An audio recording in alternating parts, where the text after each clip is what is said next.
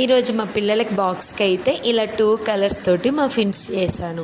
అది కూడా మౌల్స్ లేకుండా మార్నింగే హెల్దీగా ఉండాలనేసి ఒక ఎగ్ తీసుకున్నాను, 1/2 కప్ వరకు గోధుమ పిండి, pinch salt, baking soda Eno ఏం వేసుకోలేదు. మనకి మఫిన్స్ కూడా ప్లఫీగా రావాలంటే ఎగ్ వేసాం కాబట్టి సరిపోతుంది.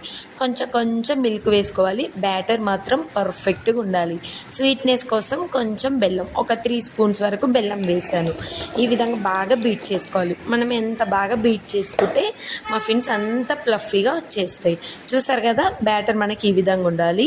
కొంచెం వేరే బౌల్లో వేసుకొని 1 స్పూన్ అయితే కోకో పౌడర్ వేసుకున్నాను. చాక్లెట్ ఫ్లేవర్ అంటే పిల్లలకి ఇష్టం కదా, అందుకని.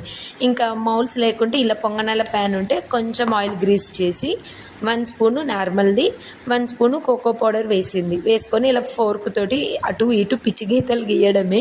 టూత్ పిక్తో అయితే మంచి డిజైన్ వేసుకోవచ్చు, బట్ నా దగ్గర లేదనేసి ఫోర్క్తో అటు ఇటు అనేసాను. ఈ విధంగా అంతా సేమ్ 1 స్పూన్ అది, 1 స్పూన్ ఇది వేసుకోండి. కలర్ఫుల్గా ఉంటుంది, టేస్ట్ చాలా బాగుంటుందండి. మనకి ఈ విధంగా చిట్టి ఇడ్లీలాగా పొంగనాల్లాగా పిల్లలు కూడా ఇష్టంగా తింటారు. ఈరోజు మా మిన్నుకి కన్నెకి ఇదే బాక్స్ పెట్టేశాను. బాక్స్ అయితే కంప్లీట్ చేసుకొని వస్తారు. ఎగ్ వేసాం కాబట్టి చూడండి లోపల కూడా మనకి ఎంత ప్లఫీగా ఉందో ఒకసారి ట్రై